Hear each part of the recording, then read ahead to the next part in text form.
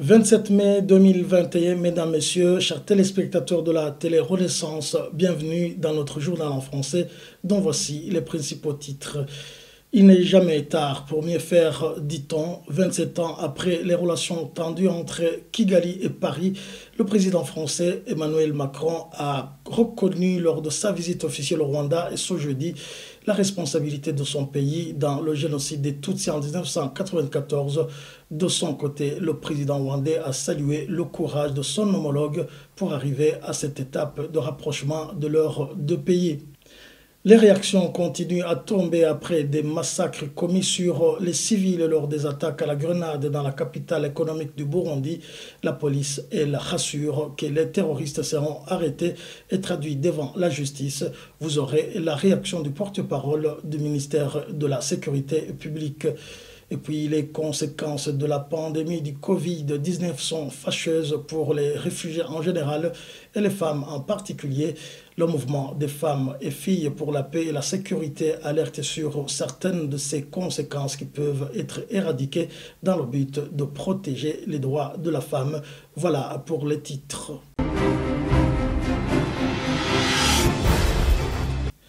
Débutons ce journal par le rapprochement entre le Rwanda et la France. La France a un rôle, une histoire et une responsabilité politique au Rwanda. C'est dans ces mots que le président français a reconnu la responsabilité accablante de la France 27 ans après le génocide des Tutsis de 1994. C'était au mémorial de Kigali à l'occasion de sa visite officielle au Rwanda ce jeudi le 27 mai 2021. Emmanuel Macron a eu l'occasion de demander aux Rwandais de pardonner la France. Je propose de le suivre. Alors, en me tenant avec humilité et respect à vos côtés ce jour, je viens reconnaître nos responsabilités. C'est ainsi poursuivre l'œuvre de connaissance et de vérité que seule permet la rigueur du travail, de la recherche et des historiens. Et nous le poursuivrons encore en soutenant une nouvelle génération de chercheurs, de chercheuses qui ont courageusement ouvert un nouvel espace de savoir. En souhaitant qu'aux côtés de la France, toutes les parties prenantes à cette période de l'histoire rwandaise ouvrent à leur tour toutes leurs archives. Reconnaître ce passé, c'est aussi et surtout poursuivre l'œuvre de justice. En nous engageant à ce qu'aucune personne soupçonnée de crime de génocide ne puisse échapper au travail des juges. Ce parcours de reconnaissance, à travers nos dettes, nos dons, nous offre l'espoir de sortir de cette nuit et de cheminer à nouveau ensemble. Sur ce chemin, seuls ceux qui ont traversé la nuit peuvent peut-être pardonner. Nous faire le don alors de nous pardonner. De son côté, Paul Kagame se félicite d'un grand pas franchi par la France en reconnaissant sa responsabilité dans le génocide rwandais. Pour le président rwandais, la vérité guérit et elle était indispensable pour la réconciliation entre les deux pays. Mais le numéro 1 rwandais a surtout salué le rôle personnel de son homologue français, Emmanuel Macron, à qui il a fallu beaucoup de courage pour en arriver là, suivait le président de la République rwandaise, Paul Kagame. This was a powerful speech with a special meaning for what is taking place now and which will resonate well beyond Rwanda. His words were something more valuable than an apology.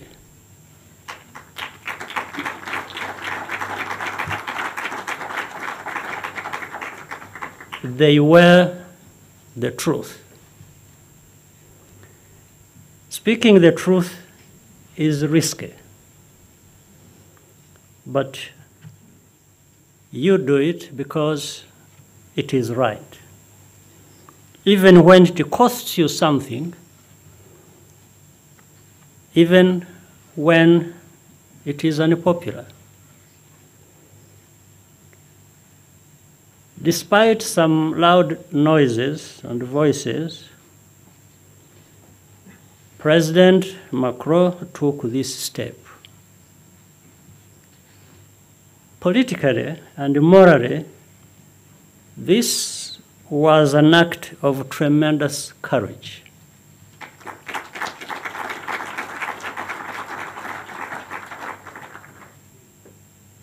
These risks paid off because there was good faith on both sides. The truth heals. This is the principle upon which Rwanda's entire project of national unity and reconciliation is based. That has been our experience as Rwandans. There is no shortcut. Our conviction from the beginning was that the process of reckoning with the role of France had to follow the same logic. And in any case, we knew it could not be harder than reconciling with ourselves. No grain of truth has been sacrificed, but the weight of responsibility has been put back where it belongs, with those who made the decisions. Whether or not there are trials, justice is also rendered by the court of history. And the work of historical documentation must continue jointly. Revenons sur les réactions après des attaques à la grenade dans différents endroits de la capitale économique. La coalition de certains partis et politiciens de l'opposition et le parti MSD ont sorti un communiqué de presse. Ils condamnent ces crimes ignobles, déplorent à cette même occasion qu'au lieu de chercher les véritables auteurs de ces crimes odieux, le pouvoir de Gitega s'est lancé dans la chasse aux sorcières dans les rangs de l'opposition, ce qui risque d'aboutir à l'arrestation, voire même l'assassinat d'autres innocents. Quant au parti MSD, son mode opératoire a été utilisé à maintes reprises par les agents du gouvernement pour terroriser la population. Ces formations politiques terminent en transmettant leurs condoléances les plus attristées aux familles des victimes. 2 personnes ont été tuées ainsi que 4 autres blessées dans les attaques aux grenades dans la nuit de ce mardi dans la capitale de Bujumbura. Les blessés reçoivent des soins dans les différents hôpitaux de Bujumbura, y compris l'un des présumés terroristes, comme l'indique Pierre Nkurikiye, porte-parole du ministère de la Sécurité publique. Pierre Nkurikiye affirme que 4 personnes ont été arrêtées pour des raisons d'enquête. Je vous propose de le suivre. Et hier, vers 19h, des terroristes ont jeté des grenades dans certaines localités, ici à la mairie de Bujumbura.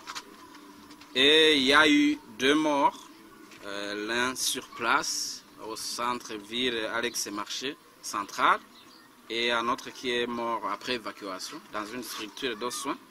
Et il y a eu des blessés. Et l'information que nous avons eue ce matin, c'est que, sauf les 4 blessés qui l'ont été plus ou moins grièvement, tout le monde allait bien et que la plupart d'ailleurs avaient regagné son domicile.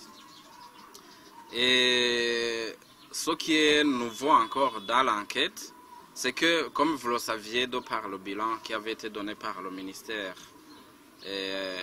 hier, il y avait eu, parmi les blessés, il y avait un terroriste qui avait été blessé et qui avait été appréhendé par la police. Déjà appréhendé 4 autres suspects qui sont derrière ces ces jets de grenades et l'enquête se déroule normalement.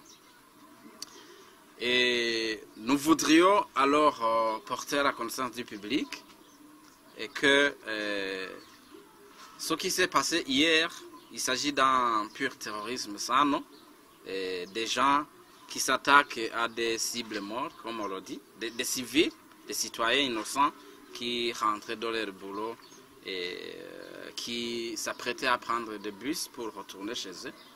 Vraiment de façon indistinctive. Et le ministère ne peut que condamner avec la dernière énergie ces actes criminels et voudrait tranquilliser la population. Voudrait d'abord souhaiter adresser les condoléances les plus attristées aux familles éprouvées et souhaiter prompt rétablissement pour les blessés. Et voudrais aussi informer l'opinion que l'enquête approfondie a été commencée et se poursuit normalement et jusqu'à ce que cette barbarie se termine sans délai. Et nous voudrions rassurer la population et en lui demandant de rester tranquille, de vaquer normalement à ses activités tout en restant vigilante et pour pouvoir dénoncer toute personne et toute chose qui serait susceptible de perturber la sécurité.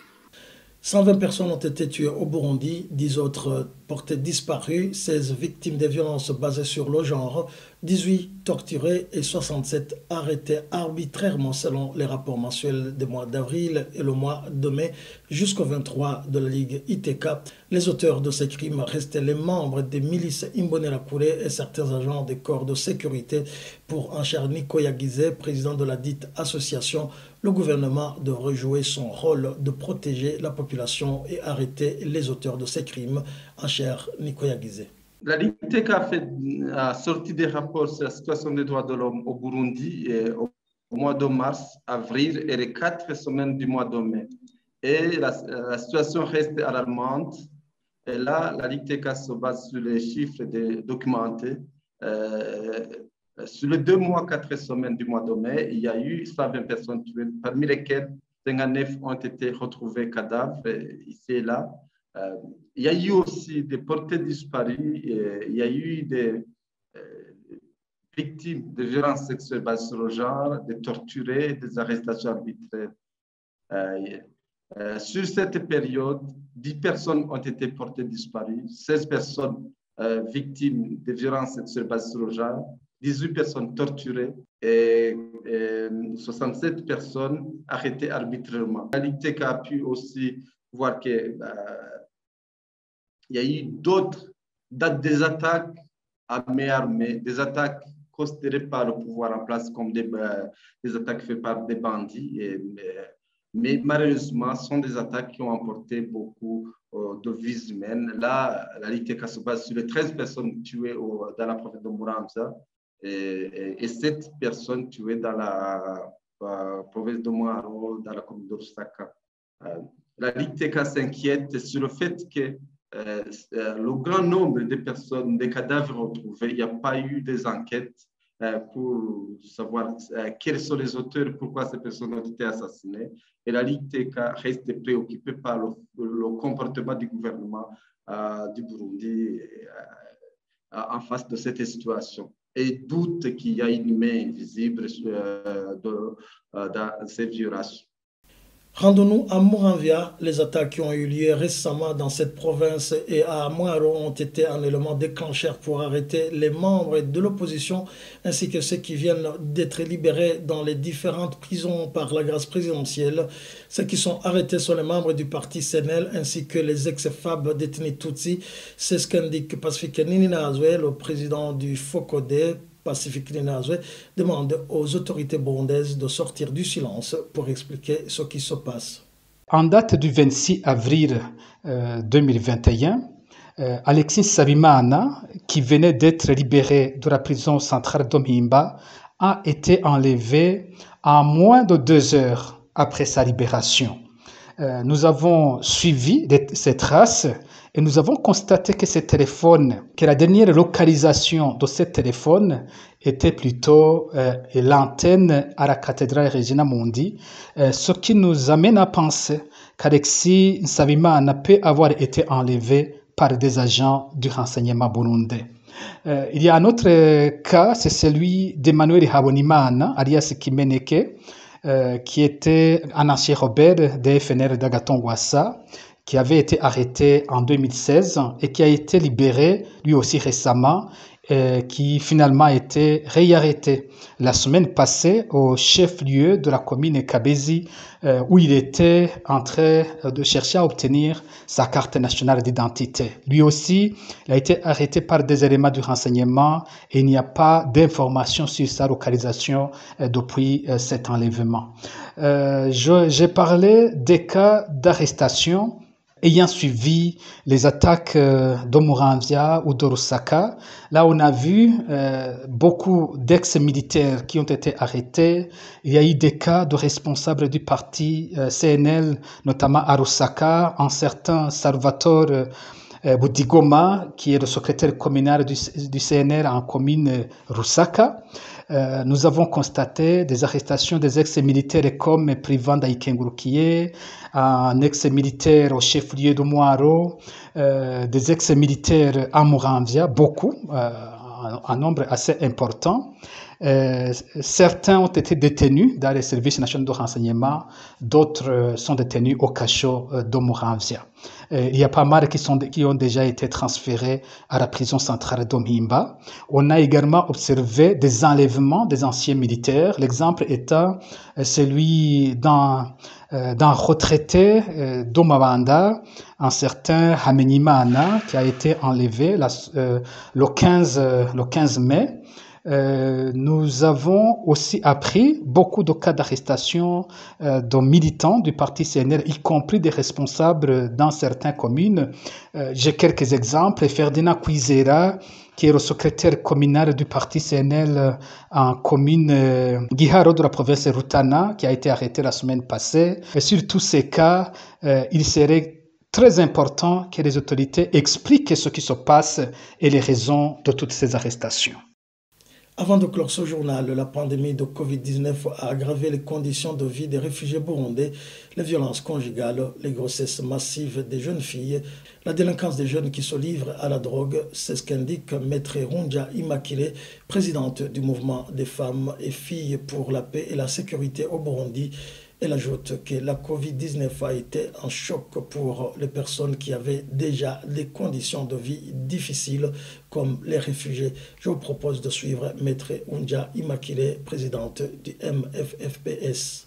Le Covid a eu un impact très fort, je dirais même un choc, sur tous les plans, dans tous les domaines de la vie, des personnes en général, mais plus spécifiquement pour des personnes qui vivent dans des conditions très très difficiles.